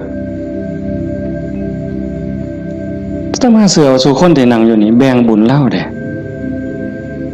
เรากินเปอร์เซ็นต์หมู่เจ้าได้เนี่ย เป็นพ่อค้าซ้ำนะหัวพ่อค้ายังมีอยู่นี่แม้แต่เฮ็ดบุญเนี่ยถ้าเบิ้งมืออื่นทราบบัดสิเมื่อเนี่ยบัดสิเมื่อนี่จากโอ้ยอนุโมทนาสาธุเด้อน้ำพ่อใหญ่เด้อพ่อใหญ่ก็สาธุเอาเมิดให้เจ้าได้บุญหลายๆจะเป็นอ่อนซ่อนเจ้าเห็นบ่เปอร์เซ็นต์ที่เราได้นำหมู่เจ้าเนี่ยจิตเราก็สะอาดขึ้นยิ่งเข้าใจในการประพฤติปฏิบัติหวังยกจิตยกใจพลังบุญตรงนี้เฮ็ดให้จิตเราสูงขึ้นมีกำลังใจขึ้นมีความเพียรพยายามมากขึ้นจิตโล่งโปร่งเบามากขึ้นพลังบุญมันส่งนี่คนฉลาดก็เฮ็ดแนวนี้หันคนบ่ฉลาดเด้มีที่มีสวนจังซี่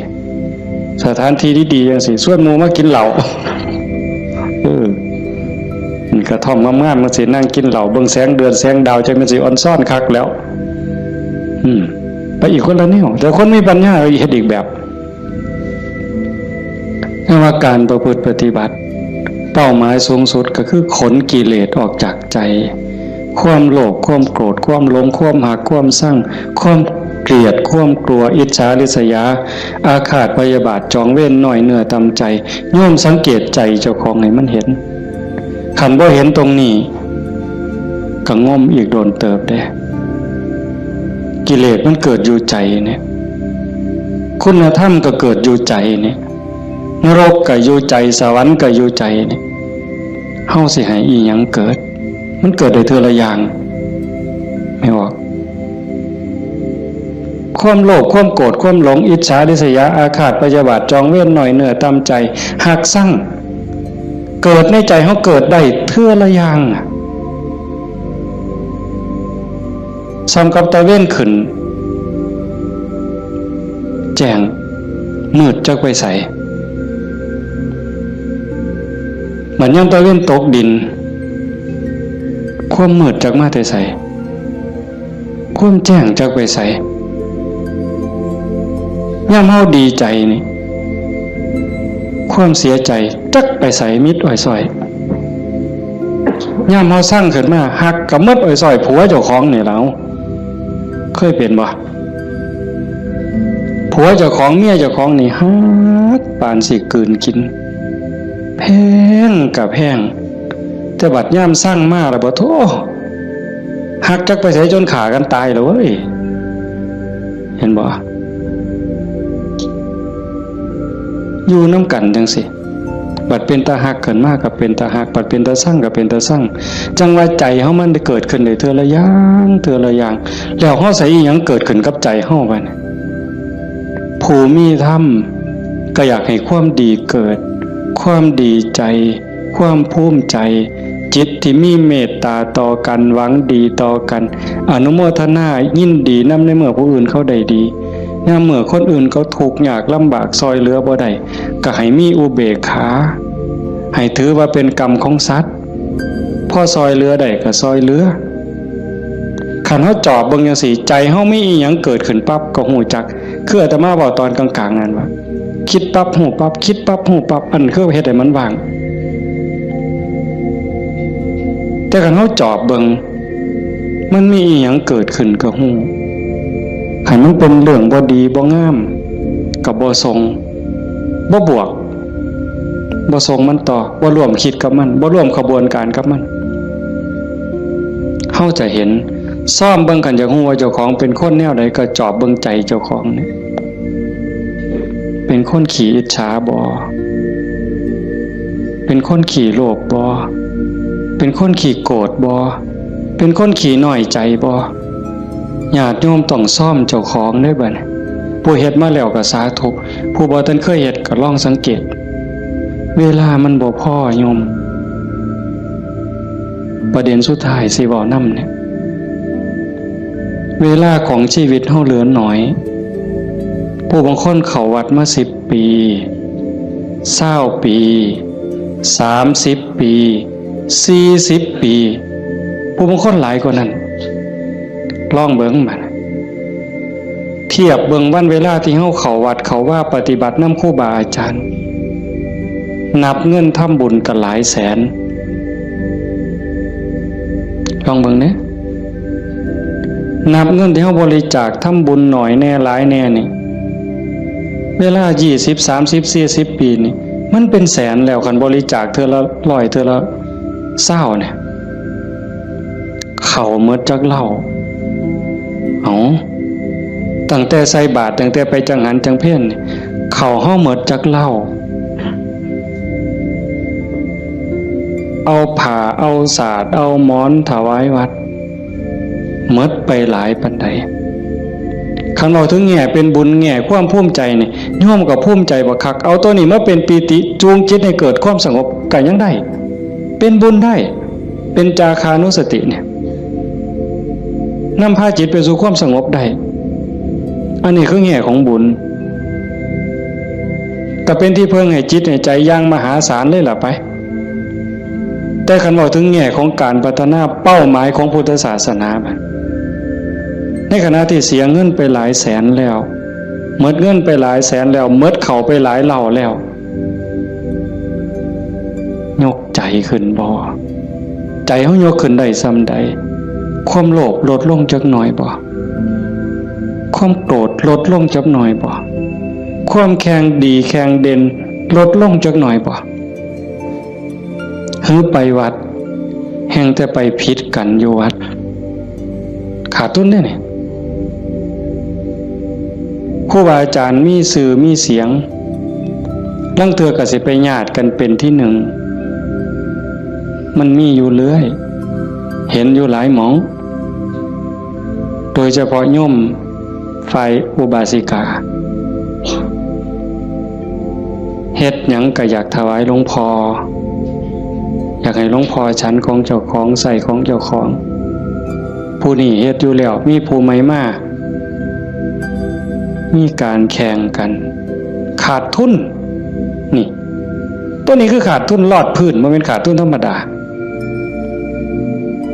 กิเลสมันบ่ได้ยอมเฮาเด้ไม่ออกสังเกตเด้อย่าเชื่ออาตมานำแม่ได้พระดอกเพราะฉะนั้นหลวงปู่ชาบ่ได้ถีบพระดอกเนาะได้ไปนวดหลวงปู่แล้วว่าเจ้าของคักหลวงปู่เพิ่นฮู้จักความคือเลยถีบเลยหงายหลังตึงยังจังได้คิดเห็นบ่นี่คือครูบาอาจารย์เพิ่นสอนให้เห็นจิตตัวนี้โยมคันบ่เห็นจิตตัวนี้นี่ง่มซ่าไปอีกโดนเติบเยจิตตังสัญญเมสันติโมขันติมานะพันธนาถ้าบุคคลใดจะพึงตามดูจิตบุคคลผู้นั้นจะพ้นจากบ่วงแห่งมารคันเห็นใจตัวนี้นี่เขาต้องการความสะอาดแม่นบ่ต้องการความสะอาดต้องการความบริสุทธิ์แห่งจิตแห่งใจเนี่ยมันจะเห็นคันว่าจังซั่นเข้าข้างเจ้าของเสยเด้มันมาที่หลังมันสิมาใหญ่กว่าเฮาได้จังใดมันสิมาเป็นที่หนึ่งได้จังใดผิดกันวัดแตกเว้ยมีได้แนวนี้ก็ได้ขาดทุนเสียเงินเสียทอง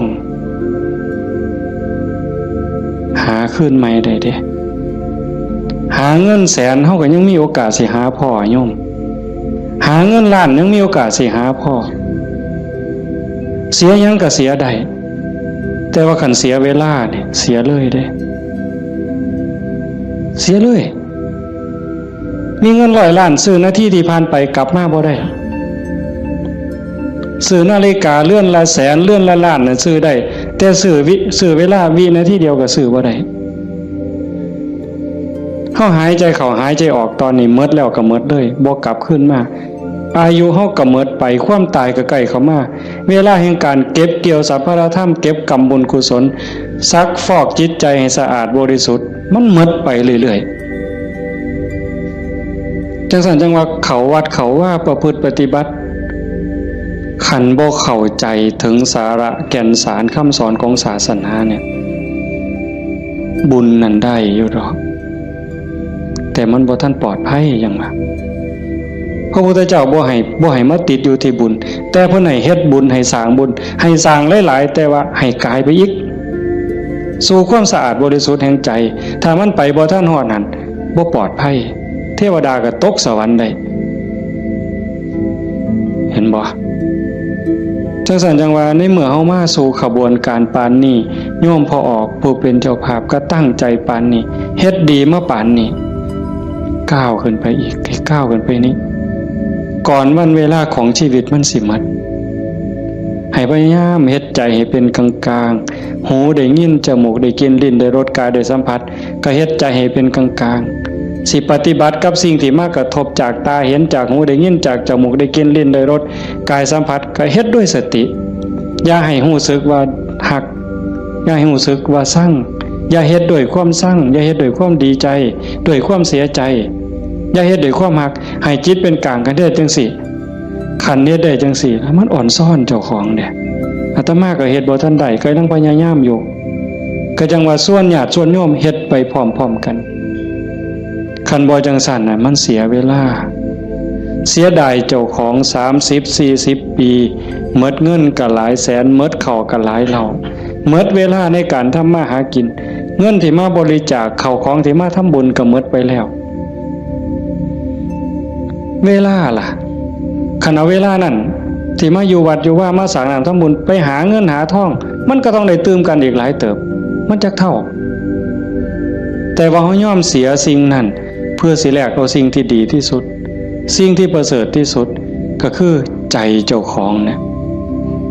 ให้ได้ใจที่มีความสงบใจที่มีความร่มเย็น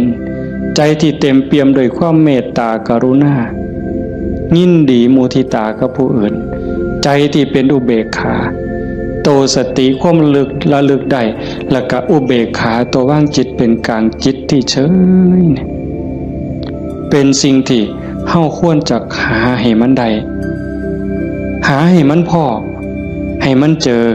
ก่อนลมหายใจสุดท้ายสิดับลงไม่ออก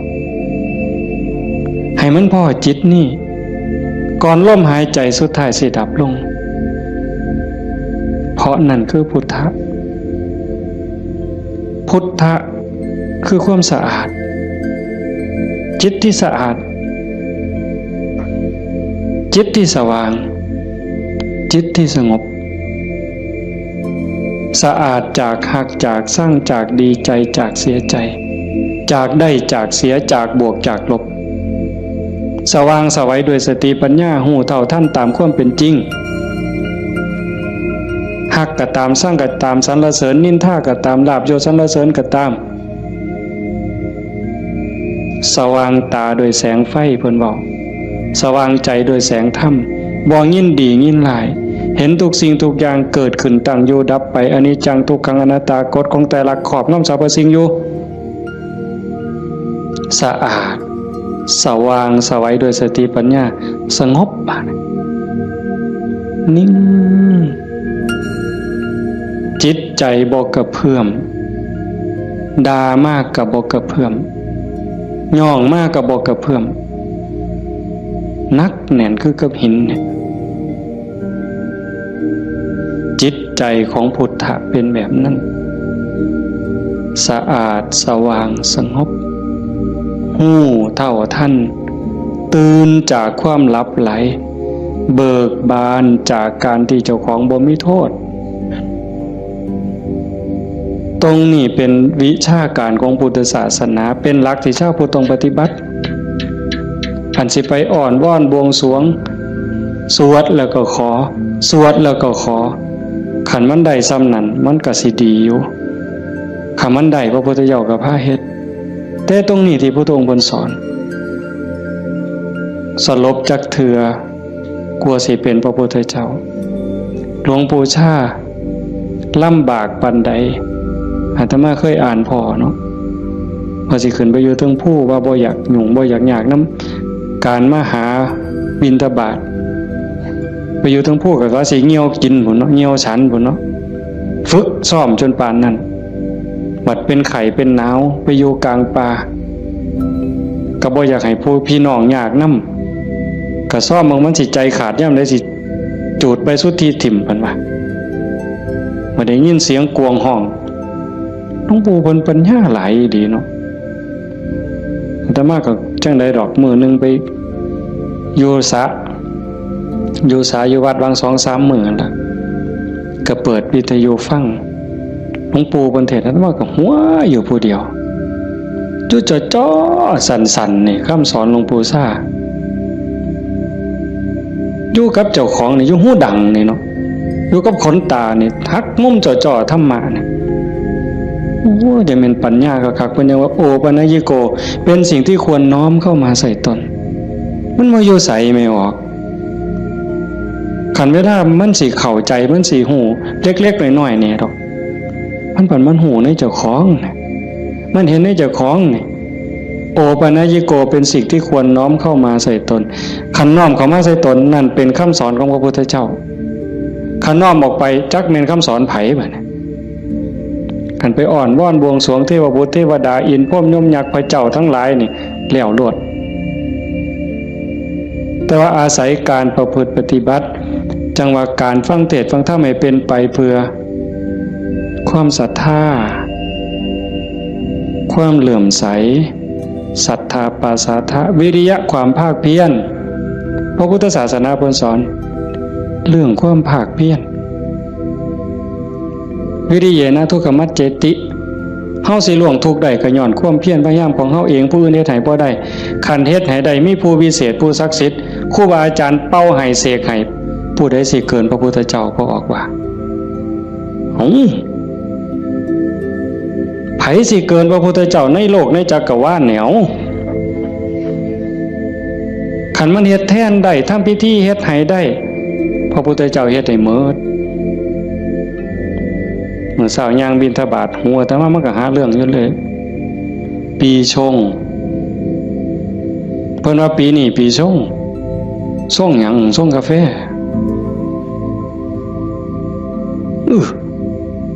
มันยากหยังกับปีกับเดือนนั่นเด้อปีชงเนี่ยเพิ่นนัดกันไปสวดมนต์สะเดาะเคราะห์มื้ออื่นทั้งศรีสะเกษพุ่นผู้ปีช่องปีมะยังว่าไว้เฮาบ่เข้าใจปานใดดอกพากันไปสวดไปสะเดาะเคราะห์ไปต่อชะตาไผสิเกินพระพุทธเจ้าก็ลองเบิ่งคันมันเป็นจังซั่นมันได้จังซั่นพระพุทธเจ้าเฮ็ดหมดอันไม่ออกมาเฮ็ดนี่ก็ต้องเฮ็ดให้เจ้าของสะเดาะเคราะห์ก็แม่นต่อชะตาก็แม่นเสริมดวงก็แม่นโดยการตั้งสติให้มันฮู้จักอีหยังผิดอีหยังถูกอีหยังควรบ่ควรตรงนี้ตรงมันแม่นพุทธะต้องเฮ็ดแบบนี้เพี้ยนมาจากภพจากศาสตร์คันเฮาบ่มีเชื่อเก่าไม่ออกบ่ออกคันว่ามีเชื่อของนักบวชนักปฏิบัติเป็นเชื่อเป็นอย่างเป็นเผ่าเป็นพันธุ์ไว้ตั้งแต่อดีตเฮาบ่มีมือมาเฮ็ดจังซี่ในเมื่อเฮามีของเก่ามานำพามาสู่การเหตุการณ์ทำจังซี่มีกัลยาณมิตรพาเหตุพาทำให้ทุ่มเทเต็มที่ถือว่าโอกาสได้เกิดมาเป็นมนุษย์ได้พบพระพุทธศาสนามีสติปัญญาหูดีหูชั่วหูผิดหูถูกยังมีสติหูอยู่จังสิเฮ็ดเต็มที่ก่อนมันสิหมดเวลาแล้วอย่าคิดว่าเจ้าของซ่าเด้ไม่ออกญาติโยมอย่าคิดว่าเฮาสิเฮ็ดบ่ทัน ตราบใดลมหายใจยังมีอยู่สติสัมปชัญญะยังหูผิดหูถูกเพิ่นว่าเฮามีโอกาสจนลมหายใจสุดท้ายจนลมหายใจสุดท้ายยิ่งเฮาฟังเทศน์ฟังธรรมอยู่บ่อยๆอยู่ประจำบัดจนหอดเฮาเจ็บเฮาป่วยเฮาใจสิขาดสิล้มสิตายสิ่งที่เฮาฝึกมาตลอดชีวิตทบทวนมาตลอดชีวิตหอดเวลานั้นมันจะว่างแม่นบ่แม่นก็แล้วแต่สิว่างว่ามันเอาบ่ได้แล้วร่างกายบ่แม่นของเฮาสังขารบ่แม่นของเฮาสรรพสิ่งในโลกบ่แม่นของเฮาดินดอนตอนหญ้าบ่แม่นของเฮาแม้แต่สังขารร่างกายก็สิถิ่มอยู่ไว้ๆนี่ว่างเด้ปล่อยเด้ตัวอย่างที่อาตมาได้พบมาญาติธรรมวันที่9 พฤศจิกาอาตมาว่าจะพาไปสวดมนต์ที่พระใหญ่อำเภอเขืองในเพิ่นนิมนต์ไปเทศน์ก็เลยประกาศส่วนญาติส่วนโยมไปญาติธรรมกลุ่มหนึ่งผู้เฒ่าหน่อยที่สุดก็60แต่ส่วนใหญ่70ขึ้นไปเกิดอุบัติเหตุโยมอาจจะได้ยินข่าวอยู่ว่าจักรถสิเลี้ยวเข้าพระใหญ่เขิมเพื่อเขืองในเลี้ยวก็ไป2ขั้นหน้าไปติดหลุมสิลงจากทางลาดยางมันมีหลุมก็คอยหยอดขั้นหน้าคอยหยอดขั้นหลังก็จอดนิ่งๆรถวัดป่าใหญ่เมืองอุบลแล่นมาต่ำเข้าเต็มลำหลังหัวเก่งนั่นคนอยู่ทั้งหลังนี่7อยู่ทั้งหน้า2คนทั้งหน้า2บ่เป็นหยังแต่อยู่ทั้งหลัง7คนนี่ฟ้องลงรถตาย3บาดเจ็บหนัก4เป็นจังได๋พวกผู้เฒ่าทั้งหมดนี่ว่าชีวิตเฮาอันนี้เพิ่นเว้าก่อนเป็นได้เว้ามาเรื่อยๆดอกบ่แม่นเว้ามื้อนั้นเว้าเรื่อยๆเว้าตลอดถ้าเฮาได้เข้าวัดเข้าว่าได้ปฏิบัติเป็นนักรบตายในสนามรบตายยามใดก็บ่ย้านยิ่งไปเฮ็ดบุญตายแห่งแต่ดีว่าจังซี่เลยเด้ตายก็ตายไปแต่ว่าซุ่มยั่งนี่กระดูกโค้งหักแขนหักกระดูกสันหลังเคลื่อนกระดูกต้นข้อเคลื่อนขาหลุดโบกแม่นมืด2 คนหนึ่งนี่หมอเขาว่าเป็นอัมพาตตลอดชีวิตซอยเหลือเจ้าของบ่ได้อาตมาก็ออกมาบ่ได้เทศน์ทำสนอกได้ยินข่าวอาตมาไปนั่งลงปุ๊บก็เสียงหวอรถดังเลยพอได้ยินข่าวว่าเป็นญาติที่ทำก็แต่ตามเขามาโรงพยาบาลเขืองในพอแต่ไปหอดแม่ใหญ่หนึ่งเขามาอุบลก็หลายแล้วแต่แม่ใหญ่หนึ่งนอนอยู่ก็เจ็บแขนหักหน้านี่ลอกหมดเลือดแดงพอแต่เห็นโอ้ยอาจารย์แขวหักเพิ่นว่าแขวเสียไปซ้ำเพิ่นว่าโอ้ยสร้างมันตัวใหญ่บ่ได้ซื้อเพราะบาดดอกแขวนั่นว่าเราก็ยังดีใจอยู่เด้หลานหน่อยไปนำหลานอาตมาไปนำ2 คนจับมือยายแน่มันหนาวมันสิไปทั้งเพิ่นแล้วนะมันหนาวจับมือยายแน่ให้ยายอุ่นแน่ให้ยายอุ่นแน่เด็กน้อยก็จับผู้คนก็บ่ฮู้เรื่องสลบไปบัดพ่อใหญ่นึงบัดกระดูกหักเขาก็คิดว่าแอวหักทำไมก็คิดยากหมอเขาก็มาจับนี่เขาก็เพื่อทดสอบว่าเป็นหยังมาสุดท้ายเขาก็ว่าแอวหักกระดูกหักธรรมะก็โอ้ยตารู้ตนผู้เฒ่าเราก็ถามหาเมียเนาะครูนั่นโยมบ้านฟังเพลอาจจะเห็นพ่อใหญ่ผู้ดำๆมันเพิ่นสิเป็นครูแต่ธรรมะเอิ้นเทวดา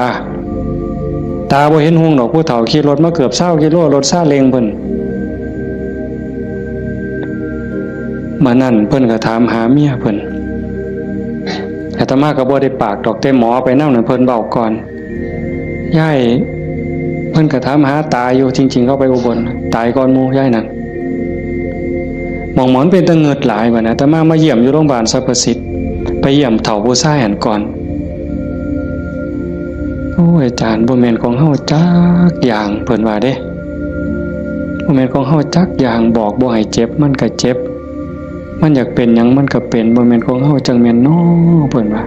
หลงว่าของเจ้าของมาตั้งโดนอันนี้ก็ตัวนึงหลังจากนั้นมาเยี่ยมแม่ใหญ่ผู้กระดูกข้อเคลื่อน กระดูกสันหลังเคลื่อนอันนี้หมอก็ว่าเป็นอัมพาตตลอดชีวิตบัดนี้ถ้ามาหอดแล้วเว้าไม่ใช่นี่แล้วเว้าอีหลีน่ะเว้าแผ่วแผ่วแผ่วแผ่วเสียงดังเว้าแต่กรรมฐานแล้วเว้าหยังดอกโอ้ยบ่ย่านจักหน่อยอาจารย์เพิ่นว่าลูกศิษย์อาจารย์ใหญ่วัดโน่นกุลมบ่ย่านเพิ่นว่านั่งสมาธิ6 ชั่วโมง9 ชั่วโมงสำบายตายก็ดีมันสิได้เศร้าเจ็บเศร้ามีแห้งเพิ่นว่าแต่ว่าเราหลับไปยามใดวึบไปยามใดเราว่าขาวอักลากนี่มองเราอุ่นคือมันสิใจขาดหลับไปยามใดปุ๊บสินคนใส่ชุดขาวเต็มอยู่ตลอดนี่คือนิมิตดีเด้คันตายในขณะนี้นี่สวรรค์เขาเอาเราไปแทบแต่ว่าเราปฏิบัติตลอดที่จริงเขาให้เล่าอยู่ห้องผู้เดียวเป็นห้องอันตรายแล้วผมนะโอ้ยดีแห้งอาจารย์เขาให้อยู่ผู้เดียวว่ามีผู้ใดมากวนปฏิบัติภาวนาเมิดขึ้นเพิ่นว่าอันบ่ฮู้ทีบได้นั่นเจ้าของนั่นอันตรายที่สุดเพิ่นว่าเพิ่นสำบายมีผู้ใดมากวนเพิ่นนั่นบัดเอาไปเอามาภาวนาตลอดอยู่โรงพยาบาลตลอดย่างได้ซุมื้อหมอว่าสิเป็นอัมพาตตลอดทั้ง2 เท่านี่ตลอดชีวิตเลยซอยเหลือตัวเองบ่ได้แท้เดี๋ยวนี้ย่างได้ทั้ง2 คนเห็นบ่มองอัศจรรย์หลายพ่อใหญ่เข็มนี่แม่ใหญ่ต้องค้ำเมียตายพ่อใหญ่ต้องเข็มพ่อใหญ่เข็มนี่คือทรมานตอนนี้ก็ย่างแล้วโยมแม่ใหญ่สวัสดิ์น้องสาวนั่นตายแล้วอีกผู้หนึ่งถ้ามาจื้อบ่ได้ตายว่าเอาเรื่องกับรถถือว่าเป็นกรรมเป็นเวรเป็นสิ่งที่เกี่ยวเนื่องกันมาใครแม่นเฮาสิว่าแนวใดมองอาตมาเงิดอ่อนซ่อนใจคนเนี่ยขอบ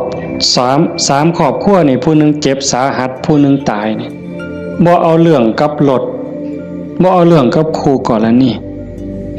ถือว่าเป็นเรื่องของบาปของบุญเป็นเรื่องของวัฏสงสารให้แล้วต่อกันเขาก็บ่อยากมาซ่อนเขาก็บ่อยากพาเฮาไปตายนี่มองว่าคุณภาพของธรรมะมองเข้าใจธรรมะมันเฮ็ดใจได้ขนาดนั้นน่ะคักบ่มื้อนี้แม่ใหญ่นึงผู้เตรียมเนี่ยเผาไปวาง 2-3 มื้ออายุ89 ปี7 เดือนผู้หญิงเด้เลี้ยงลูกเมียใหม่ผัวเพิ่นไปมีเมียใหม่เพิ่นบ่เครียดเมียใหม่ออกลูกเพิ่นเอามาเลี้ยงพร้อมเอาไม่ออกเฮ็ดได้บ่ นี่คือน้ำใจคนนะแม่ใหญ่นี่เราปฏิบัติธรรมอยู่นำครูบาอาจารย์มาตลอดลูกเราดีหมดทุกคนเป็นหมอ2เป็นครูผู้หนึ่งเป็นเจ้าหน้าก็มีอยู่2 คนแต่ว่าหม่องอัศจรรย์คือเราปฏิบัติตลอดโยมไม่ออกสวดปาติโมกข์ได้ที่พระเพิ่นลงปาติโมกข์นี่แม่ใหญ่น่ะเราสวดได้อาตมาสวดบ่ได้หม่องเป็นตะงึดหลายแต่ว่าเราตกศาลาเทื่อนึงยางจงกรมมันมืดตกศาลาสมัยก่อนนั่นขาหักลงว่าซั่นว่าเห็นบ่บัดมื้ออาตมาสิไปเยี่ยมอาตมาไปเทศน์ฟังทั้งครูขันก็เลยว่าสิกายไปทางนั้นลูกชายเพิ่นว่าบ้านอยู่ทางนั้นก็เลยพาไปเยี่ยมลูกชายก็บอกว่าอาจารย์สิมาเยี่ยมแล้วลูกบ่ได้ตลอดแต่ว่าสติเราดีเด้เพราะแต่ว่าอาตมาสิไปเสียงรถก็ไปจอดแล้วลุกขึ้นมานั่งพออาตมาไปนั่งลงแล้วก็กราบได้เท่าเดียวดอกก็นอนมันวิ่นหัวปานนั้นเราก็เว้าธรรมะโต้ตอบได้ทุกเรื่องสติบ่ขาดลูกหลานจักว่าเท่าใดมาเต็มเฮือนแล้วจำได้ฮอดซุมบ่นุ่งผ้าว่ามันชื่อหยังนิสัยมันดื้อบ่ดื้อแล้วฮู้ผู้นี่มองลูกหลานว่า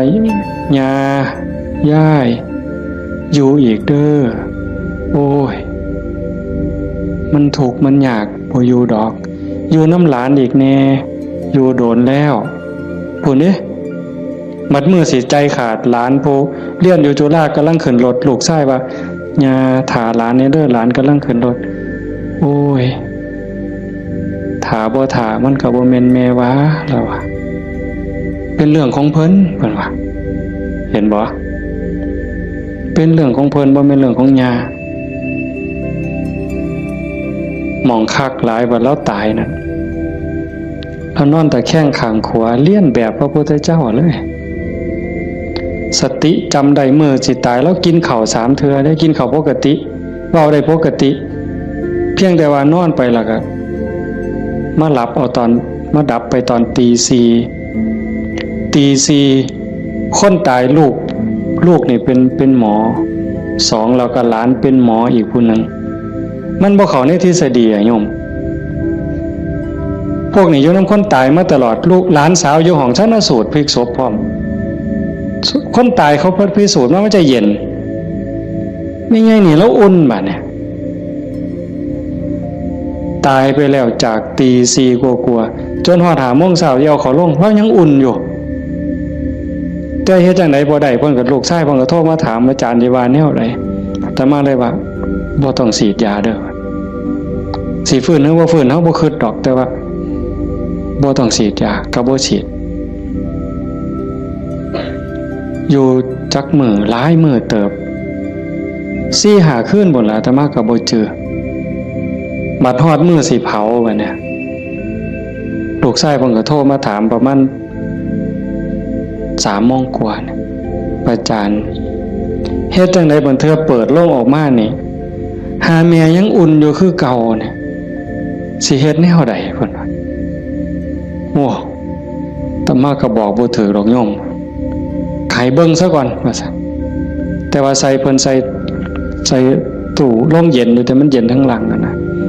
ตมาก็เลยว่าเอากันจัก4 โมงก็จังถอดปลั๊กออกเบิ่งเด้อถอดปลั๊กออกเบิ่งเพื่อให้มันปรับสภาพเพราะว่าตัวเย็นนี่มันอาจจะเป็นจากเครื่องใส่ไฟฟ้าหอดประมาณเฮาจะออกประมาณบ่ายโมงก็หากะลามันอุ่นมันยังอยู่ก็จังว่ากันอีกเทื่อนึงบัดสุดท้ายก็แม่นหมดอยู่ดอกเพิ่นว่าอาจารย์ประมาณเที่ยงในเพิ่นโทรมาก็บ่เย็นปานใดแต่ว่าย้ายบ่แข็งเพิ่นว่าเย็นอยู่แต่ว่ามันบ่แข็งคือทั่วไปคันจังซี่ก็หมดไปตามธรรมชาติก็เฮ็ดไปเด้อคือที่เว้าให้โยมฟังนี่หมายความว่าอย่าให้เราปฏิบัติมาตลอดจิตใจเราดีเรางามบ่เคยด่าไปจักเทื่อลูกว่าลูกเมียใหม่เขาผัวก็อยู่นำเมียใหม่นี่เอาลูกมาเลี้ยงแล้วก็ป้อนข้าวทอกันนี่เลี้ยงซ่ากันป้อนปลาป้อนข้าวก็บ่ให้ลูกเจ้าของคำใหญ่กลัวเด้คำทอกันอาบน้ำให้ก็คือกันสอนก็คือกันฮักทอกันใจคนน่ะมันจังว่าคันมันได้ฝึกได้ฝนมันมีธรรมมันก็สุดยอดอยู่นี่โยมพ่อใหญ่พาเฮาประพฤติปฏิบัติเฮ็ดงานจังซี่เฮามาประพฤติปฏิบัติสูงสุดก็เพื่อยกจิตยกใจเด้อสรุปตรงนี้เด้อบุญนั่นเป็นของตายจังได้เฮาก็ได้เต็มที่อยู่แล้วแต่สิ่งสำคัญน่ะให้ยกจิตยกใจเจ้าของให้มันสูงขึ้นจากอำนาจของความโลภความโกรธความหลงความอิจฉาริษยาอาฆาตพยาบาทจองเว้นน้อยเนื้อต่ำใจเฮาสิเอาชนะมันได้เฮาสิสูงขึ้นกว่าอำนาจของกิเลสได้ย้อนโยมสังเกตใจเจ้าของย่ามตาเห็นหูได้ยินจมูกได้กินลิ้นได้รสท่านเฝ้าไปเสือมันอย่าไปหักไปสร้างน้ำมันนิ่งแล้วสังเกตความรู้สึกสังเกตความคิดสังเกตความรู้สึกถ้ามันเอียงไปทั้งโลภหลายก็บอกว่าเจ้าของนั้นขี้โลภหลายอยู่ค่อยถอนออกหัดบริจาคหัดแบ่งหัดปันถ้ามันโกรธหลายเห็นอันใดผิดหูผิดตาแล้วงุดงิดโหนหวยขึ้นเป็นตาสร้างขึ้นมาหูจักมันปรับแล้วก็หูจักเมตตาเขาก็คือเฮานั่นล่ะเขาบ่ทันหูเขาจึงเป็นจังซั่นหูจักให้อภัยฝึกไปคอยยกระดับดวงจิตขึ้นมาให้เข้าใจว่าพระพุทธเจ้าบ่ได้สอนให้เฮาทุกข์พระพุทธศาสนาสอนให้เฮาพ้นทุกข์โกรธก็คือทุกข์โลภก็คือทุกข์หลงก็คือทุกข์เป็นเหตุให้ทุกข์เฮาก็ต้องดับเหตุมันเฮ็ดให้จิตใจเป็นกลางๆฮักผู้อื่นคือฮักเจ้าของหวังดีต่อผู้อื่นคือหวังดีต่อเจ้าของนั่นจิตใจเฮาจะดีขึ้นงามขึ้นมื้อนี้สมควรแก่การเวลาใส่เวลามาหลายเติบชั่วโมงหนึ่งกับ40 กว่านาทีเนาะสมควรแก่การเวลาท้ายที่สุดก็ขอ อนุโมทนาสาธุกับญาติโยมผู้เป็นเจ้าภาพผู้เป็นเจ้าของสถานที่และก็ญาติธรรมที่มาจากที่ไกลมาร่วมประพฤติปฏิบัติบำเพ็ญบุญบำเพ็ญกุศลยกระดับดวงจิตดวงใจของเจ้าของให้สูงขึ้นงามขึ้นท้ายที่สุดก็ขอรัตนาอ้างอิงเอาอำนาจแห่งคุณพระศรีรัตนตรัยคุณของพระพุทธเจ้าพระธรรมพระสงฆ์และอำนาจแห่งบุญกุศลคุณงามความดีที่มีทั้งหมดทั้งมวลในสากลและจักรวาลจงหลอมร่วมเป็นตบะเป็นเดชะเป็นพลวะปัจจัยอำนวยหนุนส่งให้ญาติโยมสุขสุคนจงเป็นผู้แกล้วกล้าอาจหาญร่าเริงในการสร้างบุญสร้างกุศลสร้างคุณงามความดีให้ยิ่งขึ้นไปให้เป็นผู้เจริญงอกงามในจตุรพิธพรชัยคืออายุวันนะสุขภละปฏิภาณธรรมสารสมบัติให้เป็นผู้มีสัมมาทิฏฐิมีโอกาสประพฤติธรรมปฏิบัติธรรมให้ได้เข้าถึงธรรมที่บ่ท่านได้เข้าถึงได้หูแจ้งธรรมที่บ่ท่านได้หูแจ้งจนสามารถนำตนให้พ้นทุกข์ปรารถนาสิ่งหนึ่งประการใดหากเป็นไปโดยชอบประกอบโดยธรรมก็ขอให้ความหวังความปรารถนานั้นจงสำเร็จทุกประการมีความสุขกายสุขใจโดยทั่วกันทุกท่านทุกคนเถิด